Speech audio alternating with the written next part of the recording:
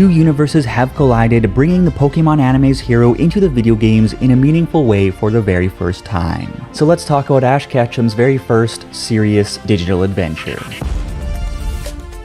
Hey everyone, it's Charles. How are you today? Ash Ketchum's existence in the Pokemon video game universe has been hinted at for years, and truth be told, he technically has appeared in a few games, usually in the form of some minor Easter egg or another, or in questionable CD-ROM minigame compilations, and most notably in the story mode of the never-released in Japan Nintendo 64 game Pokemon Puzzle League, wherein he is invited to a competition in Puzzle Village. But there has never been anything like what we have just received. An original story, not just a puzzle game skin, that is aligned with the ongoing events of the anime and in which Ash asserts his capabilities as a powerhouse Masters 8 trainer while helping an up-and-comer make amends with her Pokemon partner. Indeed, Pokemon Masters X's July 2022 anime collaboration is a juicy nugget worth breaking down, as in addition to a short list of fairly standard in-game events, throughout the month we have also been treated to a special story event titled The Deadly 100,000 Volts, or the Classic Thunderbolt in the English localization. A story event which is very much worth digging into, so today's plan is to walk through Ash's big breakthrough and why it popped off with a bang. And as always, it's going to be a good time, so kindly subscribe for a constant drip of Pokemon good feels throughout the week, and let's jump right in.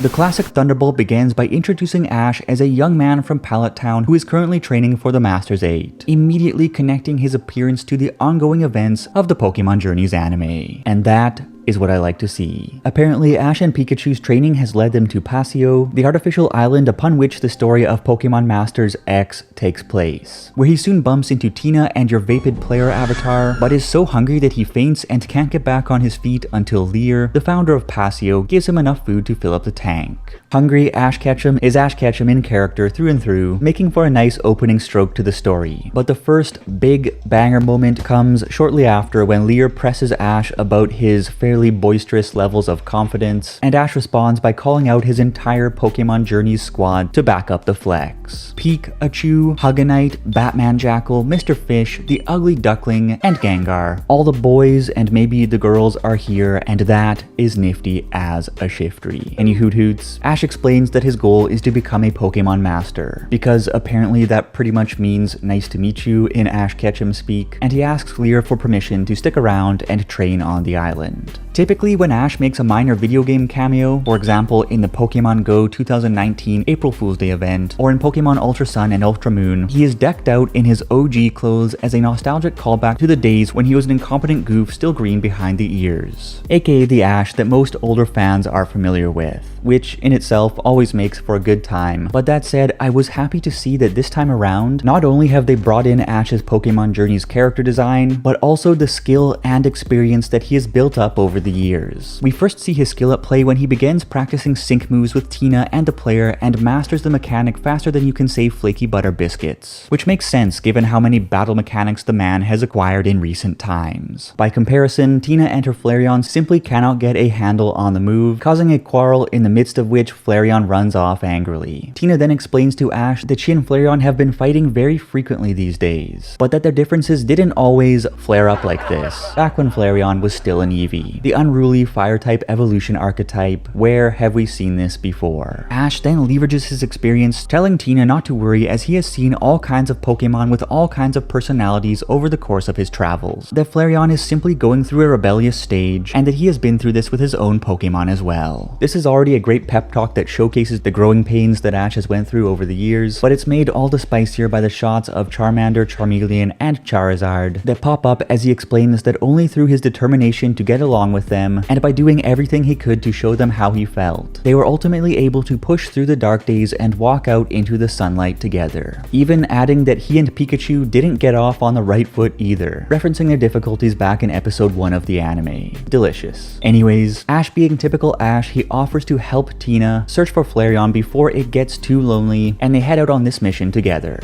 However, while wandering the woods, Flareon bumps into the nefarious masked man of Team Break, who pulls Flareon to the dark side by offering offering to help it get revenge on its owner. As you'd expect, before long, Ash and your Vapid character avatar end up encountering and taking on Team Break, Flareon included, but Ash is quite reluctant to pull out all the stops on a friend's Pokemon, because he is not a jerk, instead encouraging Tina to resolve matters by other means by dropping a classic Ketchum line, "You can't give up." Continuing on to say, Flareon's your friend, right? You've got to tell it how you feel. We've seen Ash bring people back from the brink with this kind of talk time and time again, and here his words push Tina into a heartfelt apology for failing to understand Flareon's feelings, after which she exclaims to Flareon that she wants Flareon by her side no matter what, even if they do prove unable to master their sync move, and she emphasizes that she cannot stand being apart, and it was a real tearjerker of a speech. But when the masked man realizes that Flareon might be turned, he decides to take it out before it poses a threat to him, sticking his gnarly Crobat on it, only for Flareon to escape to Tina's side as Ash's Pikachu dominates Mullet Bat with Thunderbolt. Team Break proceeds to amp up the tough talk, but Ash responds by calling out the boys, which causes Team Break to run off with their talos between their legs. Once the dust settles, Ash points out that Flareon was just jealous since Tina and he/she couldn't pull off the sync move that Ash and Pikachu had mastered with ease. And in a classic Ash moment, he says, "The best way to cheer up when you're feeling down is to have a battle." And with that, the to be continued story draws to a close. Juicy, delicious, I loved it. I have to say that they did a great job with this storyline, and it all comes down to the effort that was taken to accurately characterize Ash as a trainer who is a little bit on the goofy side, but also powerful, experienced, and kind. Showing up in a brand new location wherein he masters the local technique, draws on his struggles with Pokemon to give advice to someone going through the same challenges, and puts his neck on the line to bail everyone out of a nasty situation while refusing to compromise on his ideals. It was classic Ketchum material. And just as some additional food for thought, Ash's appearance in Paseo has generated hype